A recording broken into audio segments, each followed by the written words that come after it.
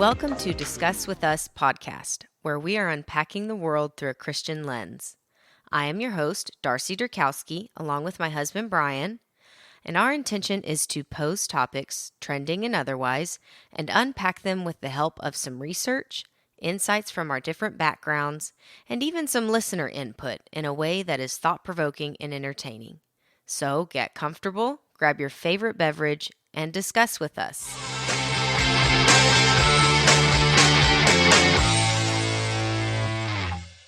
Welcome back to another episode of Discuss With Us. Darce, how you doing?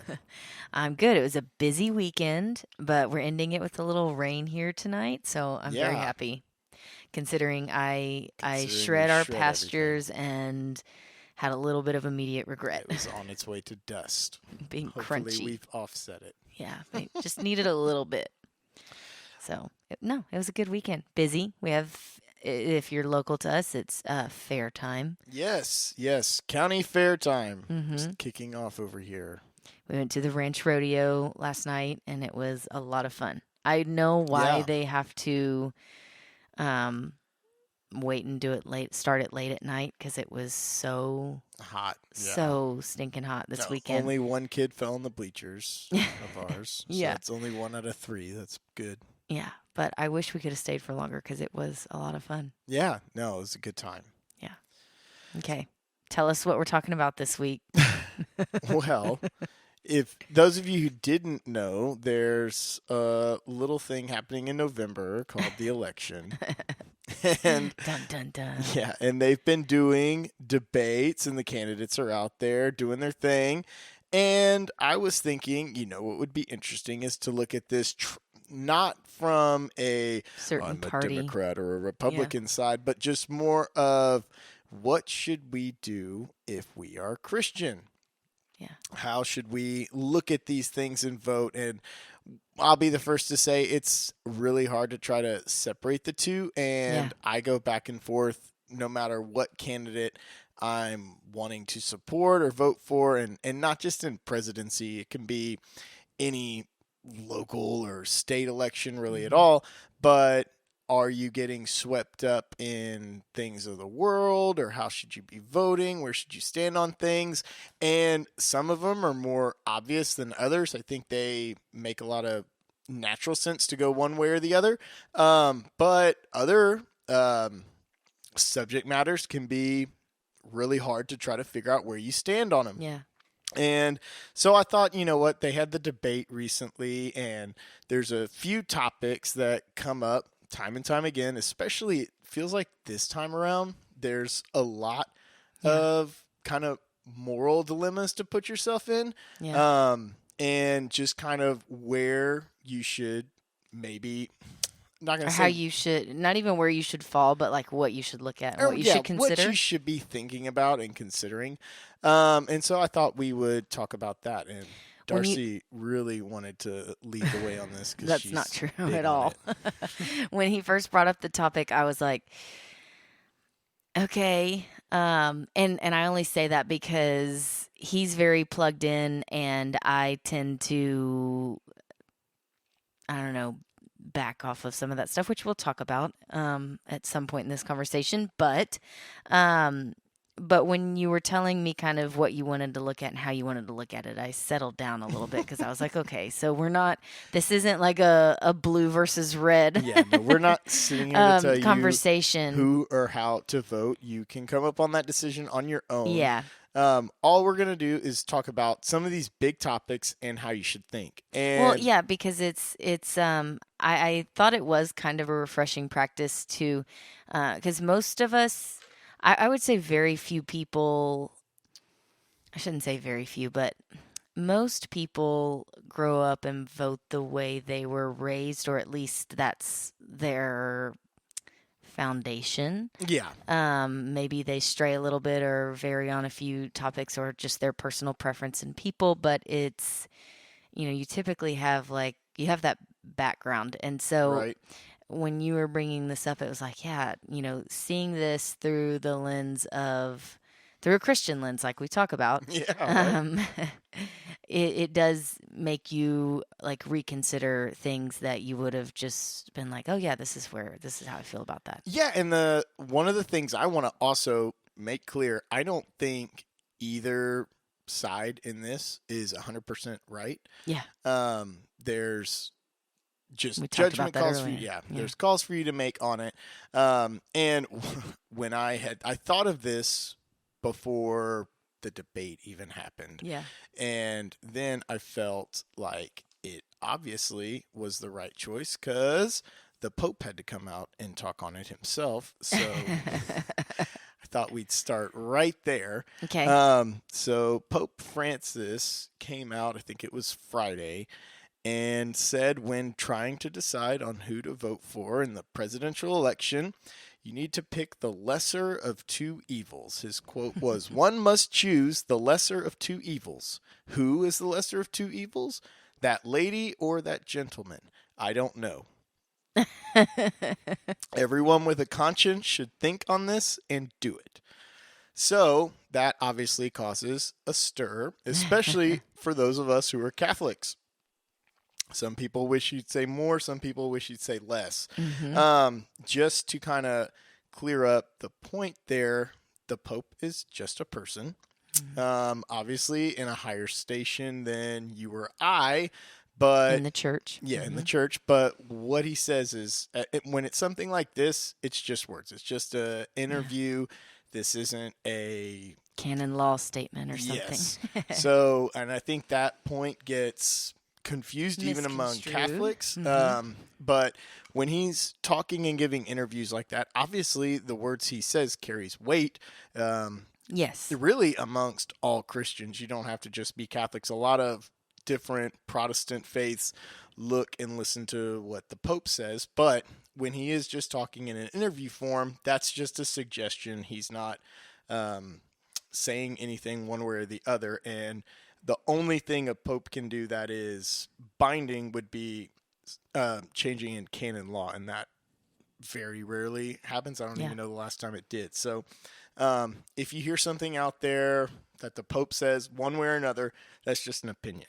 Yeah, well, and I think what you're kind of getting at here is a lot of times, like the Pope doesn't necessarily, in these situations, it's not like he's speaking or like making a judgment call for the Catholic Church, I guess. Right. Yeah. Yeah. And I think, and I myself will say, I read that quote and I was like, ugh. And I don't know, it can be Taylor Swift, it can be the Pope, it can be any public figure. And when someone says something for the team you're rooting for, a lot of times you're like, yeah, say more. And then when they don't say exactly what you want to say, or they go against who your person is, then you're kind of like, oh, you shouldn't talk at all. Don't use your platform for that. Yeah, exactly. I think I end up more on the, you don't have to talk about it at all. Everyone can just make their own opinions most of the time. But it is just their opinion, and you don't have to be swayed one way or the other. It's just something people can say. So that kind of takes care of that part of it. But then I was like, all right, we are going to do this because Pope had to dance around himself on it. So I was like, well, let's get into it. Let's talk about what are some of the big topics. And there's two. I came up with three. And actually now as I'm sitting here, I'm going to make 3/4.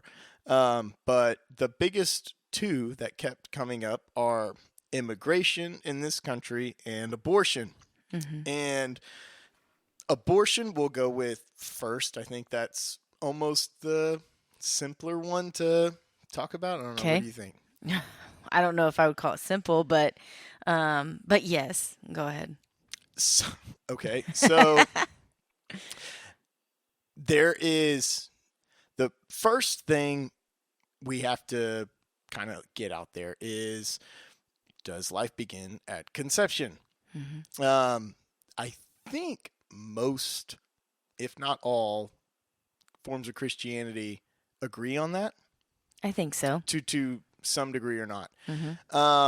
And we get in this political world and it gets very difficult to know, like, well, where should I stand on this if I'm a Christian?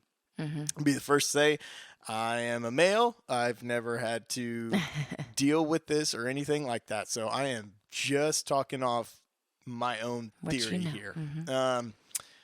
We believe life begins at conception, and therefore abortion would be considered murder and is wrong. Yeah, and I think especially the Catholic Church teaching on marriage and sex also kind of, you know, how the church views it plays into this as well. Right. You know, because it's you know, for a lot of us, like, we are open to life. And I think that kind of sets the stage for how we would feel about abortion and when life begins, I guess. Yeah, and I'm also going to separate. So I think America is, in large part, a Christian nation. And I go back and forth with this because, from my own belief, I think the belief of the majority of those of us who live in this country, we all kind of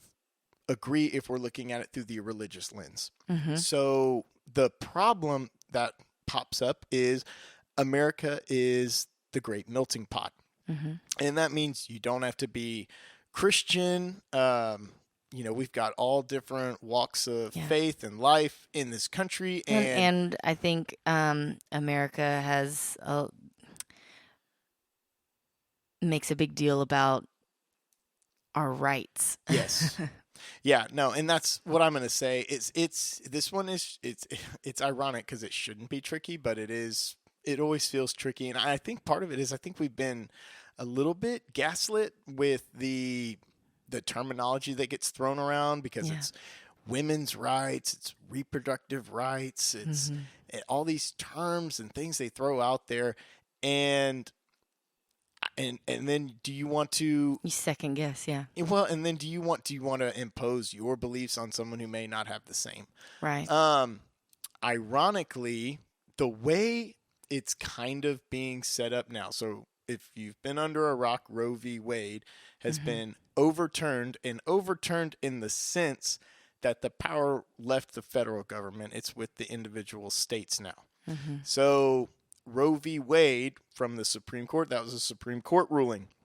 So that became a federal law.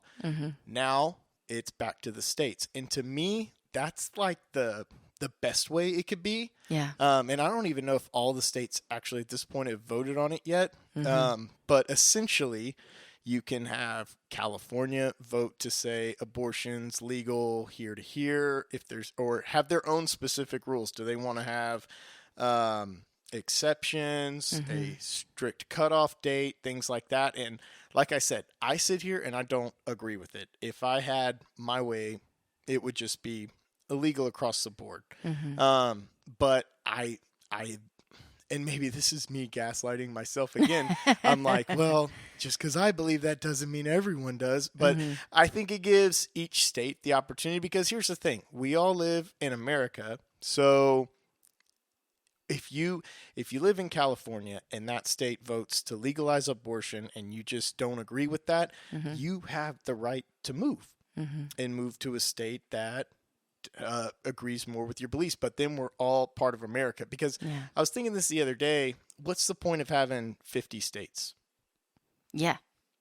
The whole point is supposed to be we kind of have our own values, our own rules, it's all a little bit different, our own laws, but then we all band together in a time of need and we're all one nation.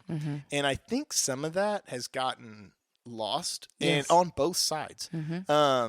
Everyone wants to, you know, if you're voting for Donald Trump, you want Donald Trump to fix the whole country. If you're voting for Harris, you want Harris to fix the whole country. And I guess there's some truth to that, but really it comes back to your own individual states.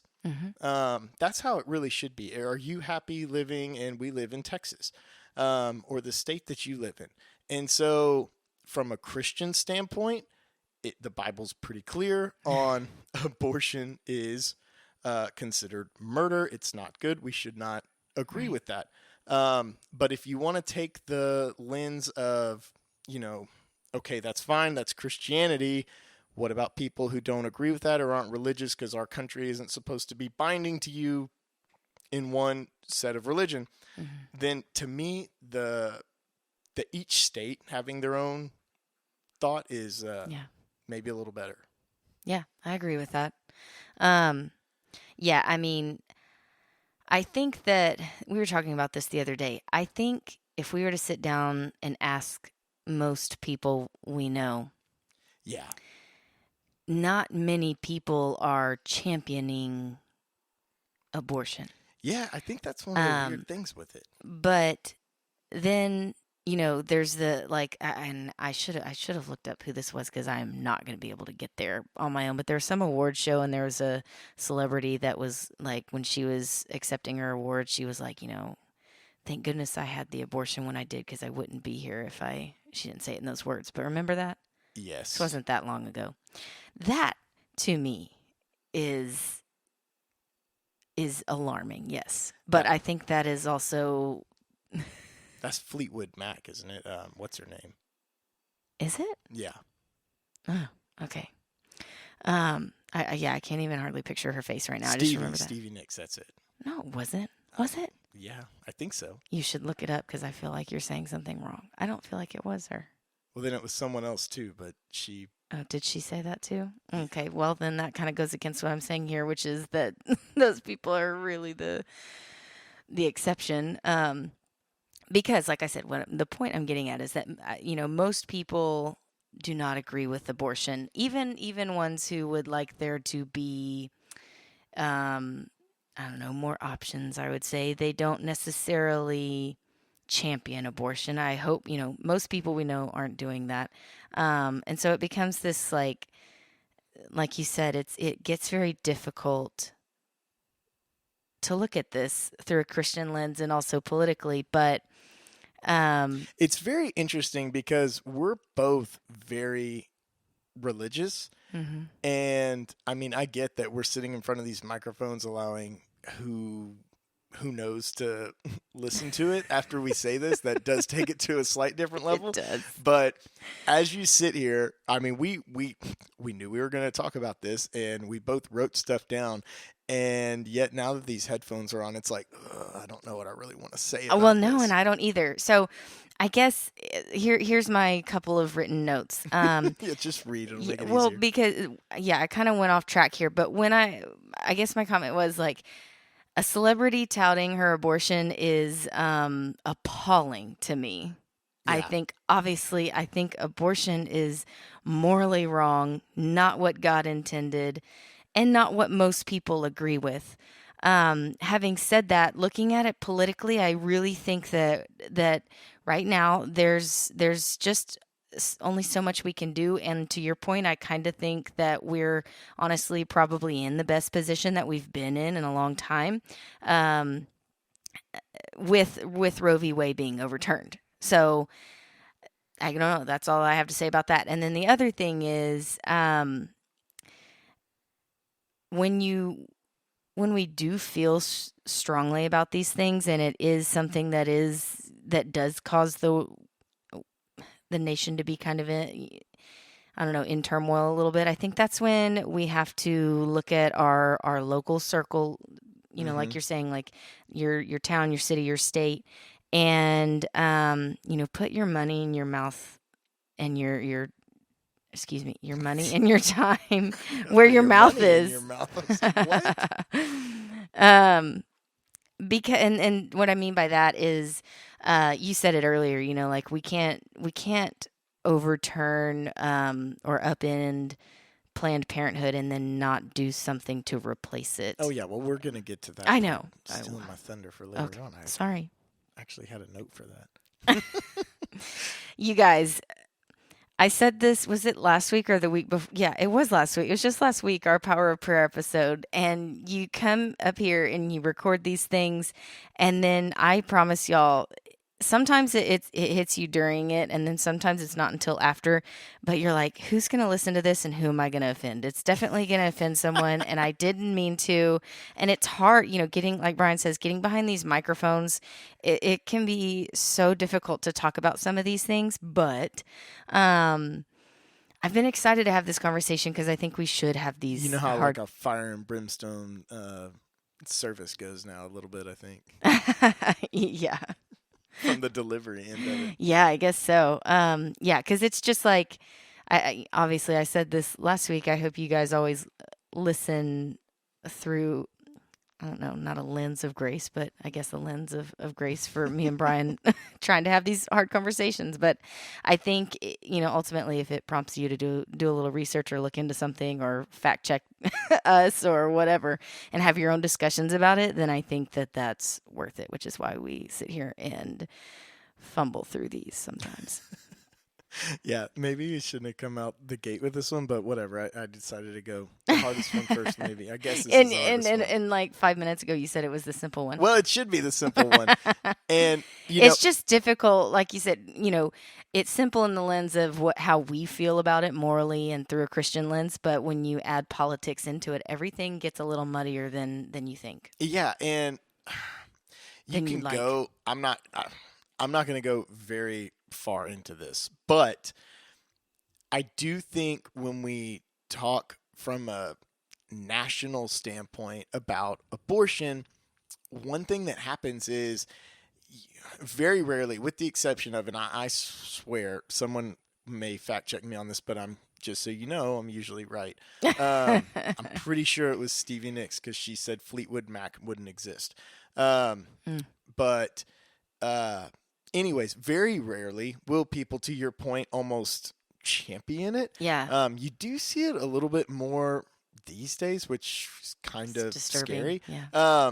But most of the time, I think most of us say, well, I wouldn't do it, but, and there's Mm-hmm. always like that, but, and that's kind of where I get to where, like, how much are we getting gaslit by like the media, social media, How everything? much are we voting for a theoretical person that none Yeah, of that us actually know? Yeah. exactly. And I'm not saying like you poll your friends, would you have an abortion or not?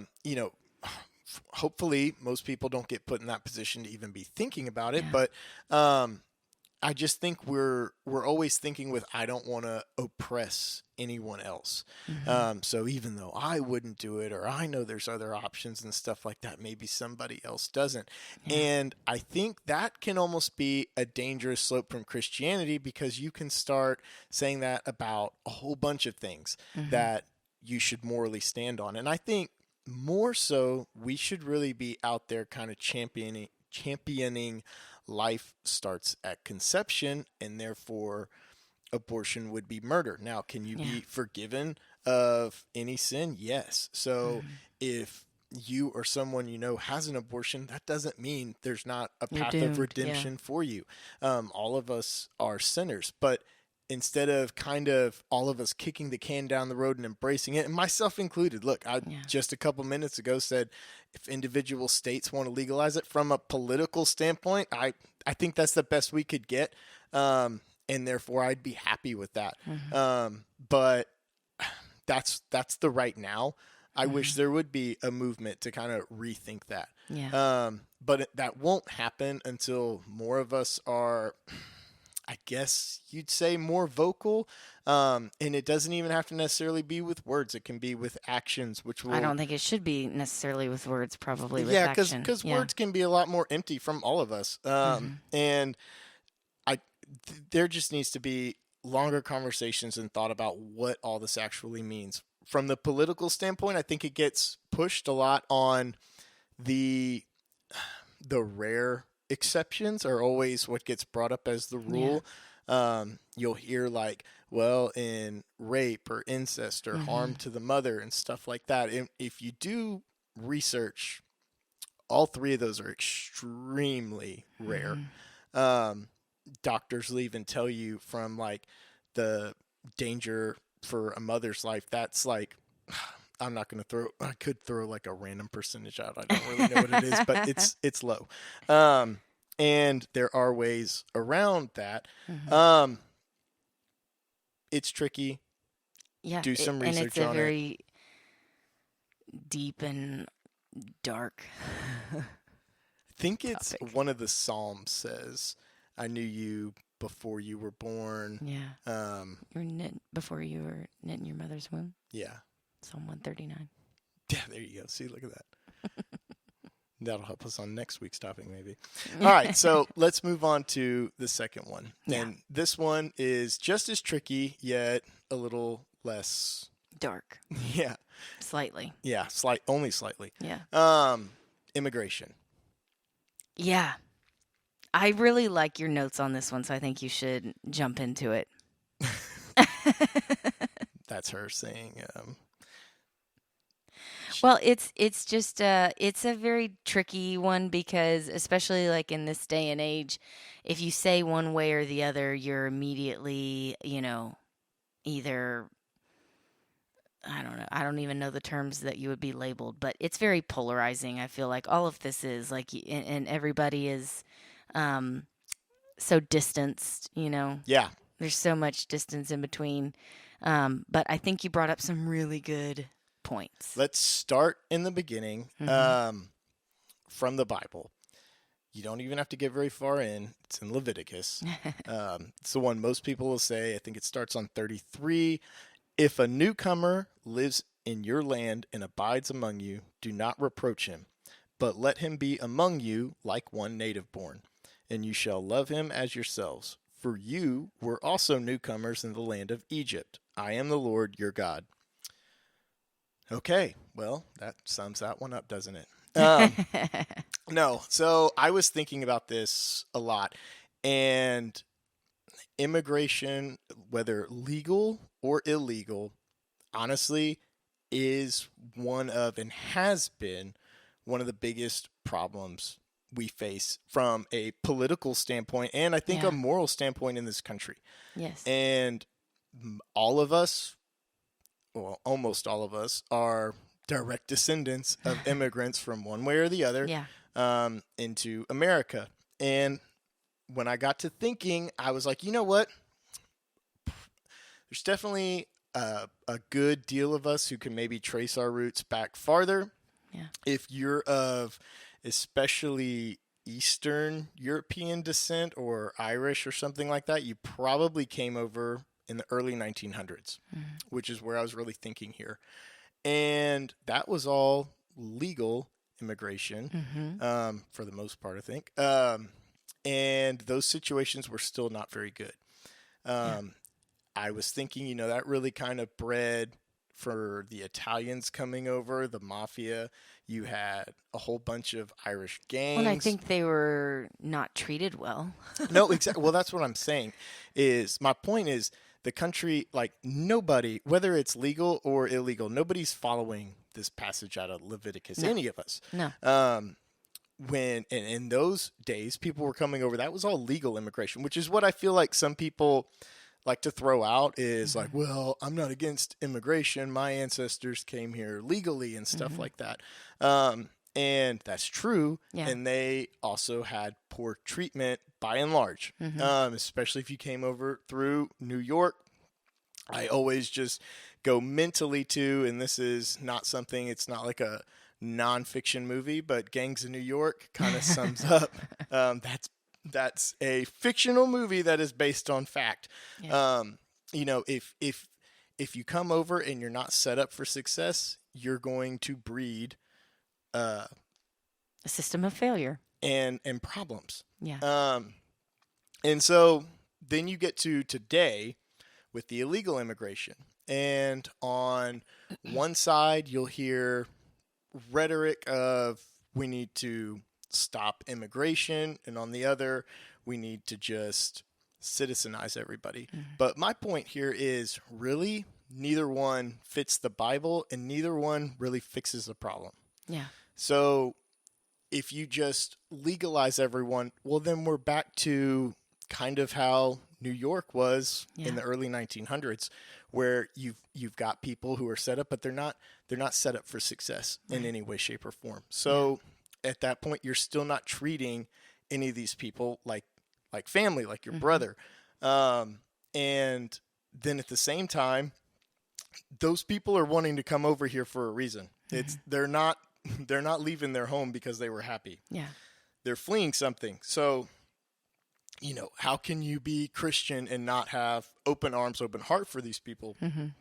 And so for me personally, this is my personal thought, we need to totally fix the immigration system. Um, and I couldn't tell you who I think has the better Policy. Yeah, I really couldn't, because this is such a politicized Yeah. argument. Honestly, because this has been, like I said, this has been going on for decades. Yeah. There have been both Republicans, both Democrats. Everyone has had their chance at power. Not a single person has fixed it. Yeah. I do think nobody. Yeah, our fence is completely around our house. I was thinking about that. Just not in our yard. Most people have a fence around their property. Yeah. Most people don't like strangers just willy-nilly walking onto their property. Therefore, I can totally stand behind having some form of wall. Physical border. Yeah. Mm-hmm. And that's just so you can process people coming in and out. Just think of it as your house. Yes, exactly. And I was thinking about this in relation to several other talks that you and I have had in the past, and different sermons that I've heard about kind of the benefits of boundaries, the benefits of, having I'm using air quotes here, but like a fenced in place. And just sitting here thinking, like, if there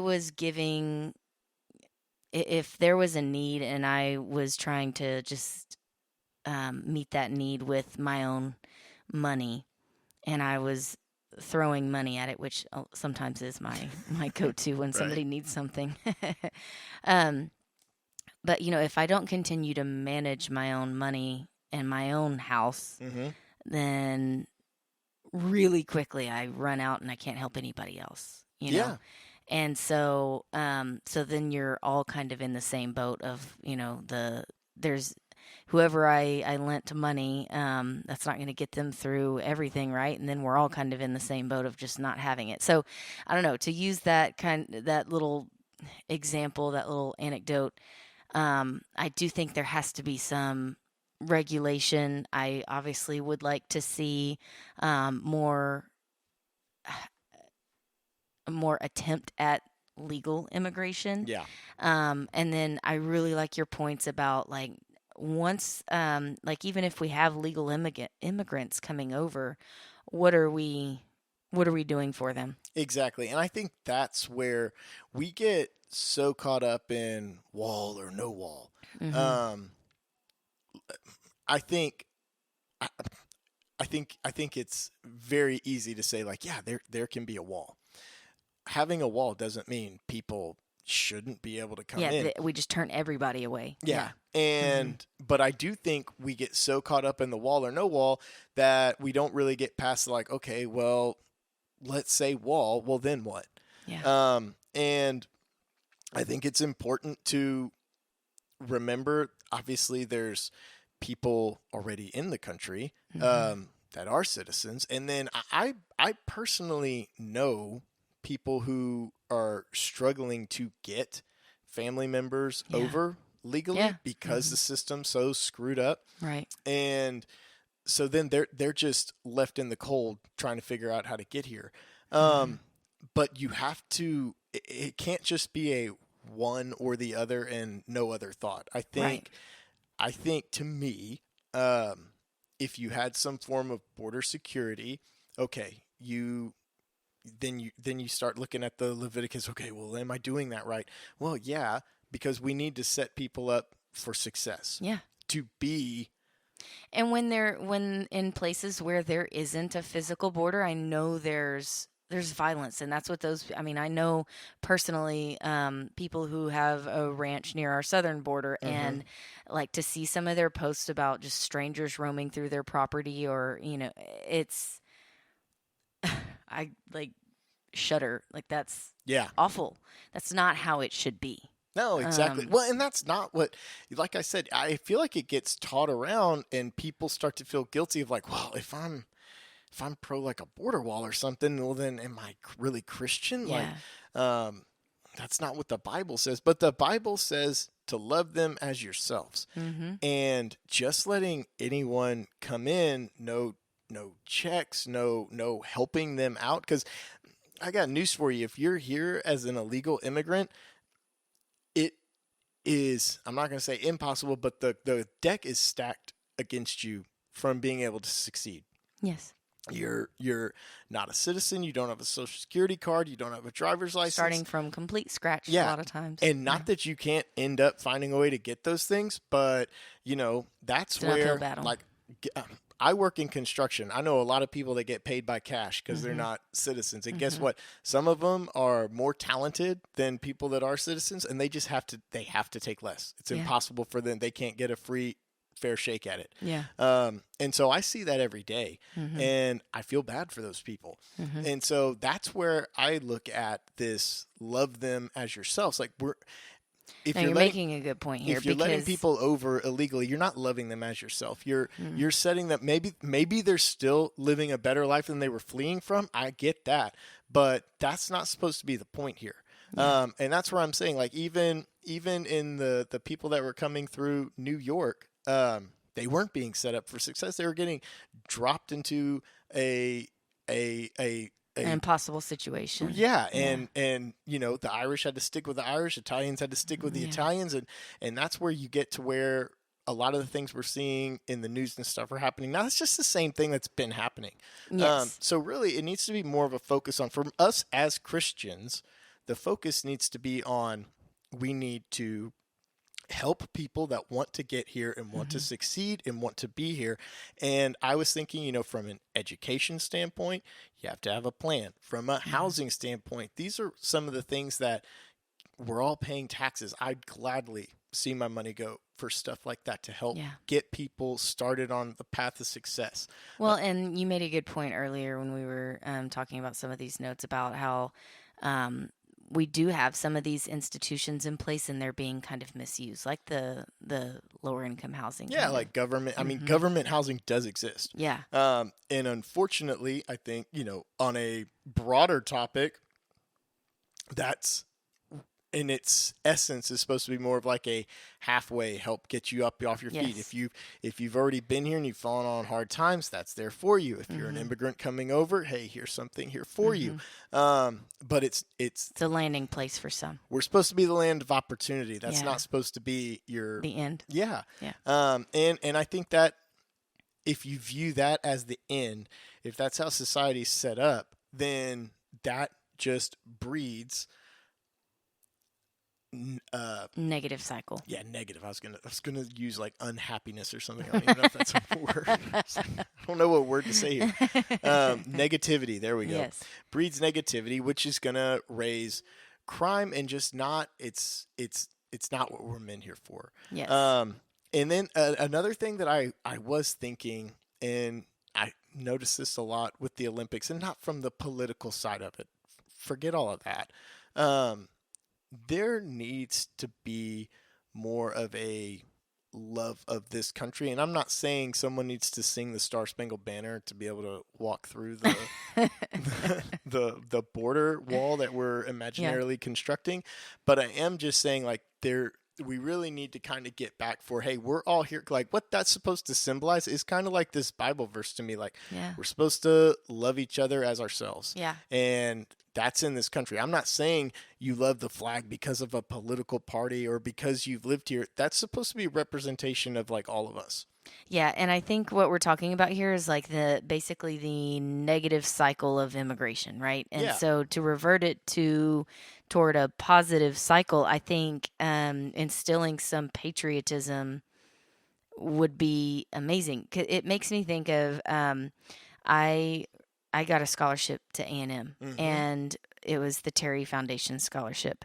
And one of the questions that they asked, I don't remember if it was in like the final interview or even maybe like the post interview after they had awarded, but they made a big deal about giving back to the Terry Foundation when you could. And that's what keeps everything going. Yeah.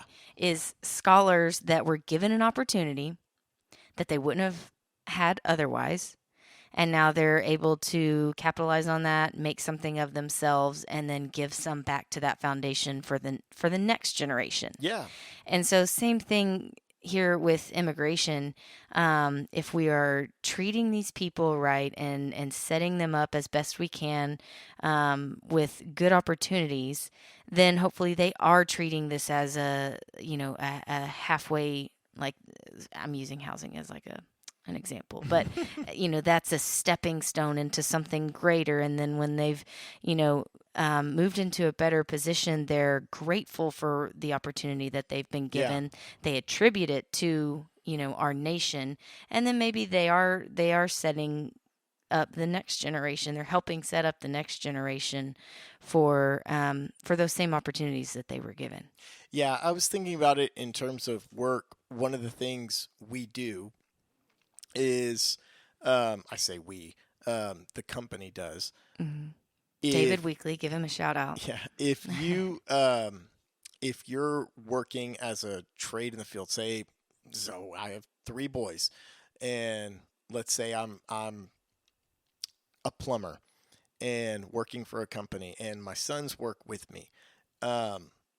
They'll send your kids to trade school or whatever if they want to carry on that legacy or whatever, and try to help them get some business classes and give them an opportunity. They don't have to do it, but it's an opportunity for them to maybe, if they were working for a company, be able to start their own company or just be more proficient. Yeah. Like if they are Spanish speaking or something, try to help get them on a better path to maybe move up, go from being just the laborer to maybe now you can be a superintendent or even a business owner at some point if you want to. And so I think any candidate you're looking at, and this is beyond just the national election, look at it at your state and local levels.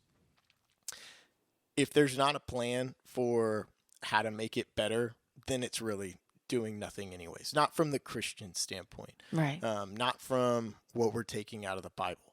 And we may as well just drop this nugget in here.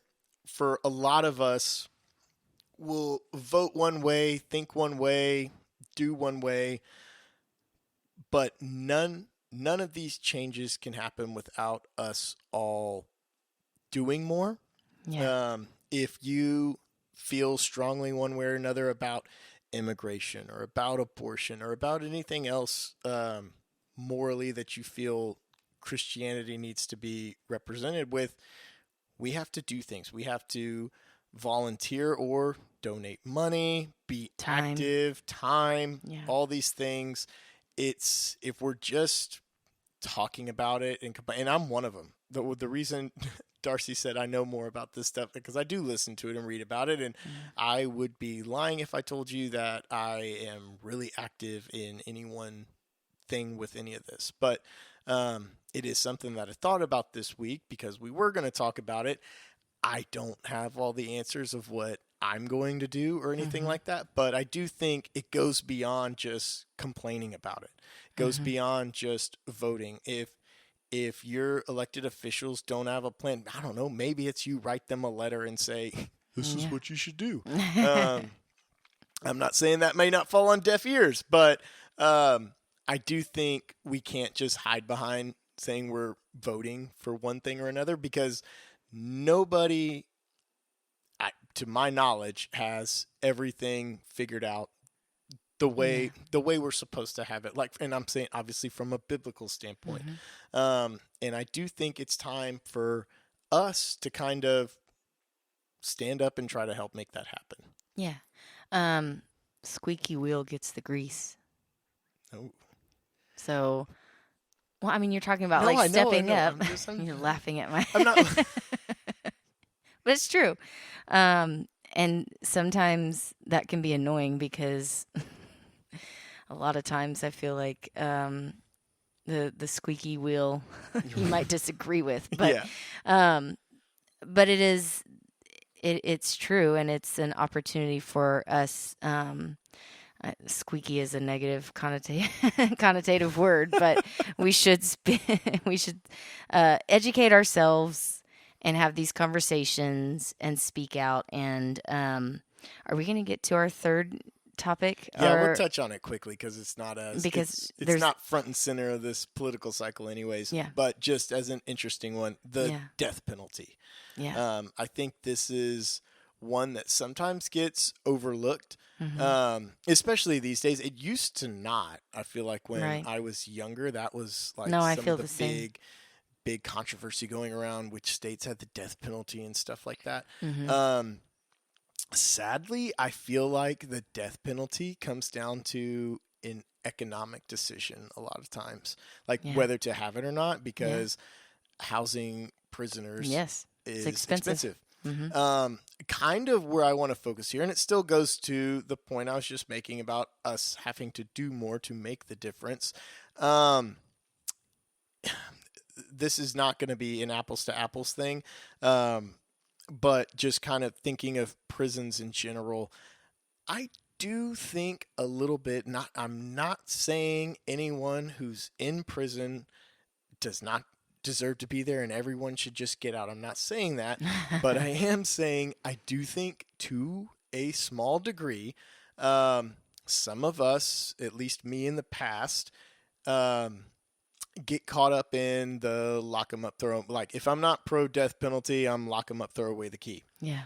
And while there's absolutely circumstances where that probably is the right answer, I think more and more some of us get you, because here's what happens: you get numb to that stuff. Yeah. And I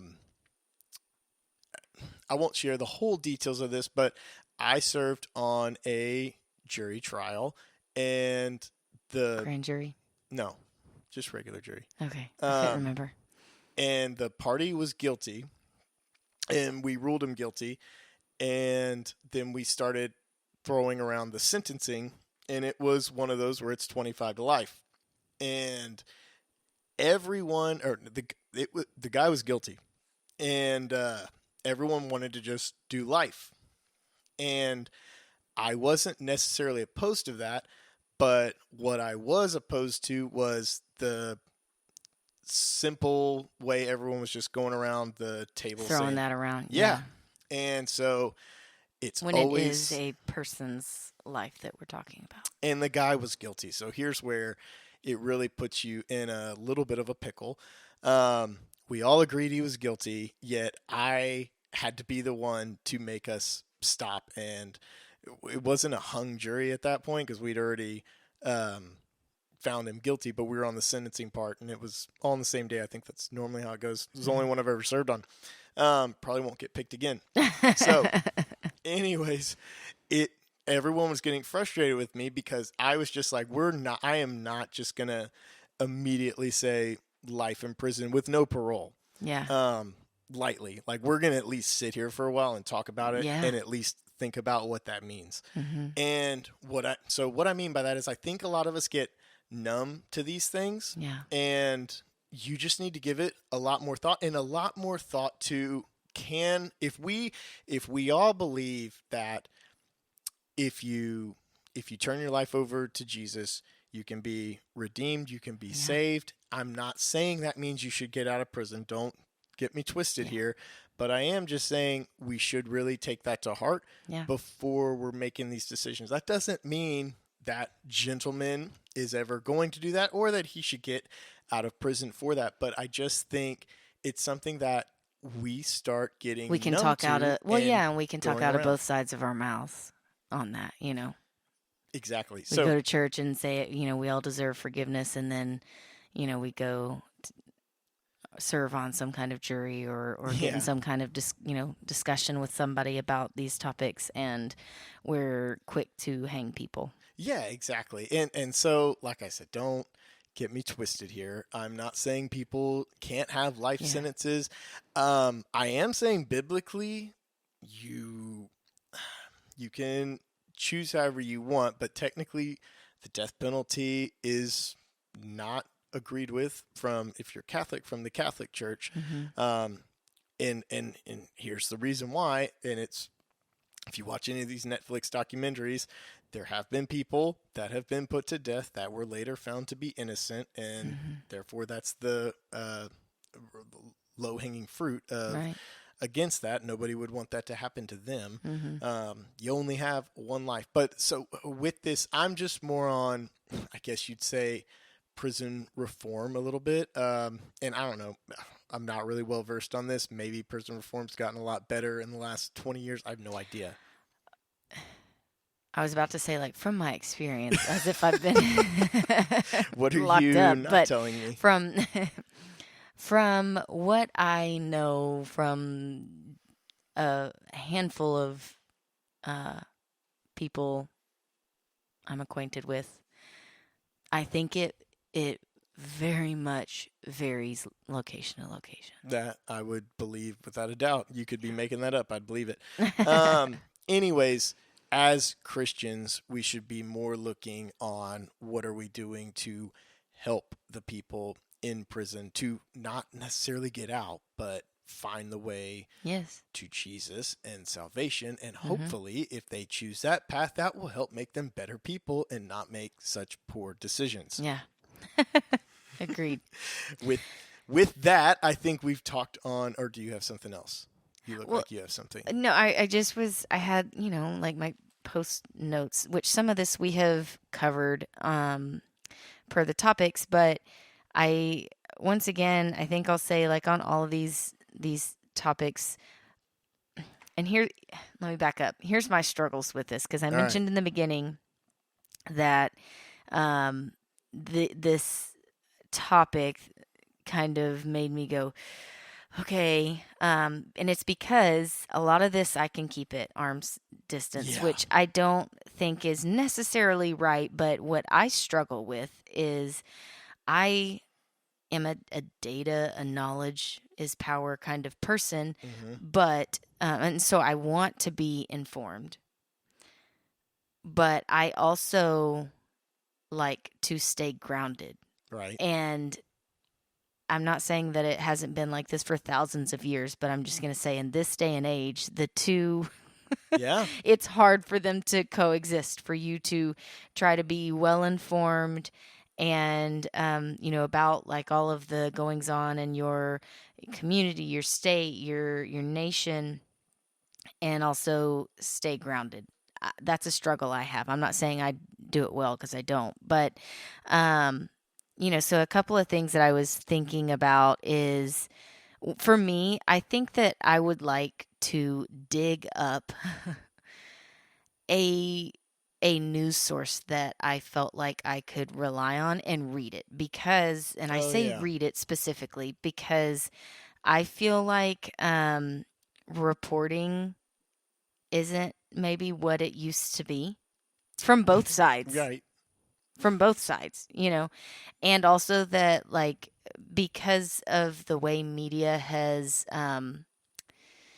transformed, that everybody's looking for sound bites. That's what we get a lot of, or like sound bites and headlines and all this stuff, and it can be very hard to sort through. Well, I think you also get swayed more. Like, print is an interesting thought, because while you can be swayed by the author's tone of writing, it's a lot harder. Yes. Whereas, because you can literally see someone's face and either like them or not like them, and that's going to change your viewpoint determine. of what they're saying, / people who are good speakers. I mean, they can be convincing. Well, that's sales, right? Like, yeah. You know that. You're a salesperson. If you're a good orator, then you're going to be able to convince more people. And I do think that this is also because audio versus visual, I'm a visual person. Yeah. Very much so. So I just think, for me, and so this isn't like my mass advice to everybody listening maybe, but for me, that is something that maybe I'd like to try, is dig around and find, and not just one source either. Yeah. But multiple sources, but a handful of sources that I feel I could trust, and try to stay on top of things. And then I do always try to not, I'm going to say, try to see things from both sides. And not that I mean that I don't come down one way or another. It's more so just that I at least try to see where people are coming from, because I think that says a lot about, I don't know, where they're coming from, I guess. I don't know how to finish that thought. It gives I was trying to perspective. figure out where we're at.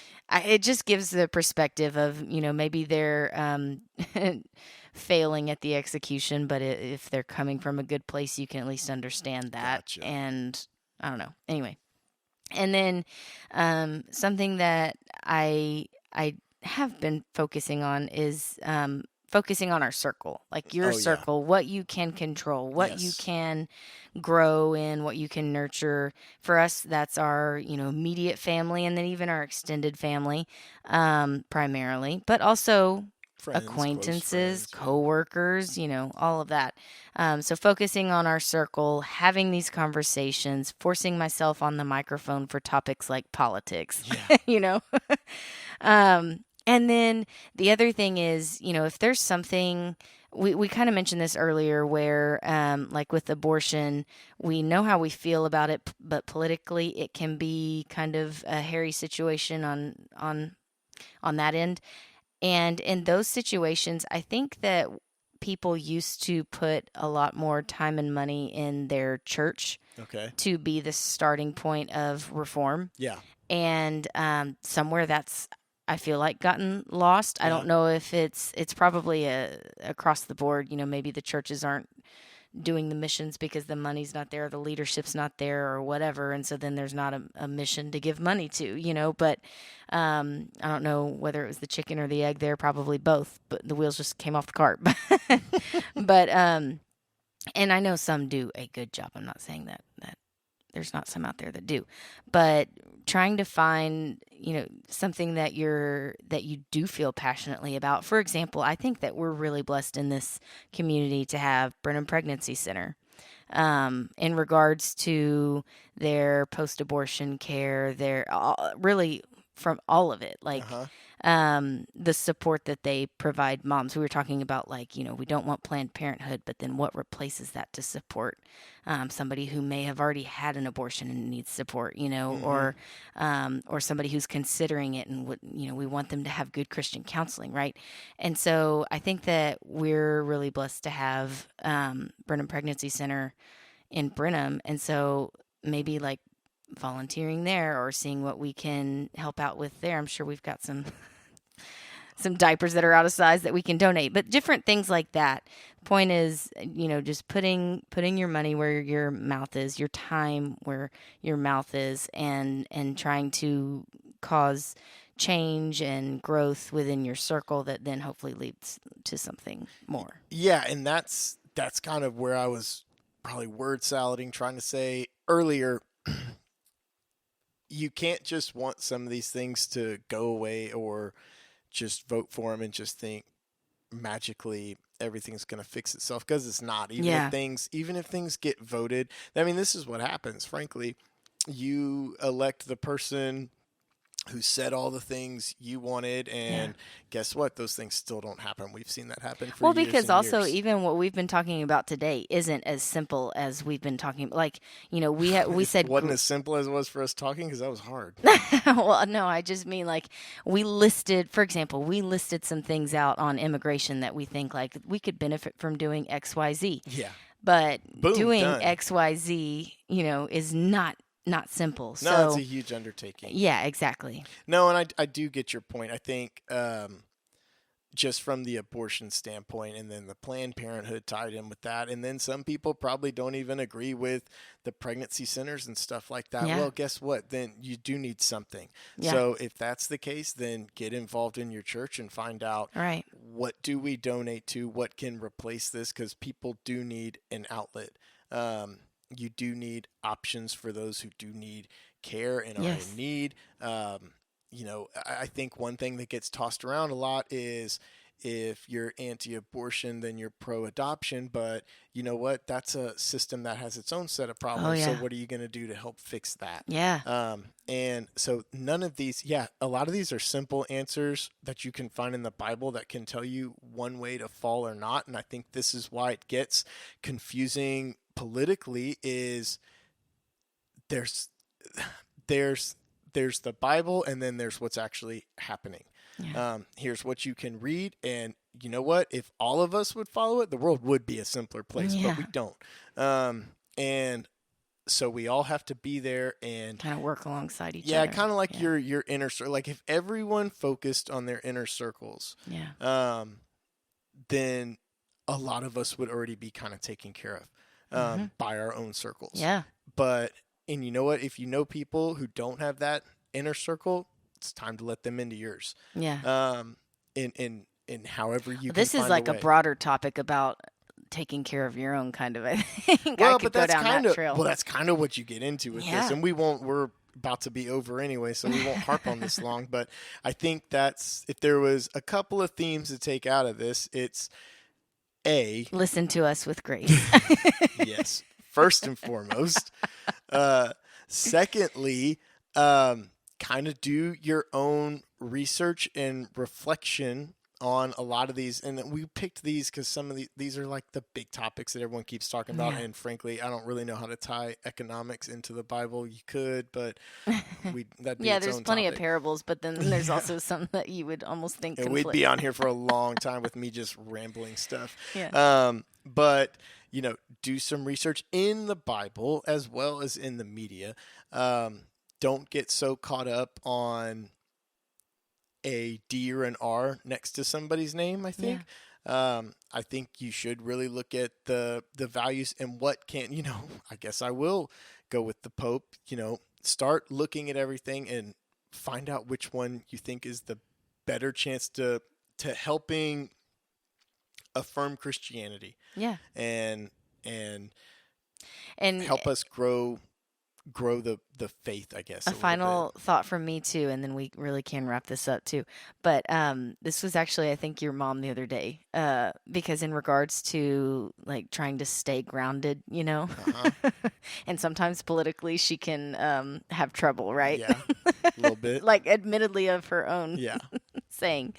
But she said something the other day about, because she and I are both on the same Bible in a year thing, and she was like, I just read the end of, I think it was Genesis or Exodus, and she was like, I feel better about life because they were screwed up then too, and right, that kind of centered her a little bit. Yeah. So yeah, there's that. Stay grounded somehow. Yeah, but that was hard. That was hard. That was a lot harder than I thought it would be. I knew it was going to be harder than you thought it would be, but it typically is. Mm-hmm. Yeah. Well, I hope that cleared a bunch of things up for you. Or at least sparked discussion. Yeah. A lot of people are probably like, oh my God, what are you doing? If you made it this far, if you made it this thank far. you. Mm-hmm. We probably won't do this again, this exact topic. If you want any more information, you can always direct message us at discuss_with_us. Yeah. And we'll do our best. Yeah. We're going to do something a little bit easier. Darcy just kind of mentioned the Bible in a year. Yeah. Which we're not just going to fully follow that, but I think we're going to talk about just how to... The importance of Bible study, how overwhelming just looking at the Bible can be if you have never read it before or don't know where to start or trying to get back into it. So I think that'll be a topic. Yeah, so she's going to help us lead the way on that next week. Hopefully that'll be easy because we do have the fair this week, so we may get some pictures of the boys at the carnival and looking at all the animals, stuff like that, to take your mind off of all these dirty politics. But anyways, as we unpacked politics and Christianity, there we go. You go discuss.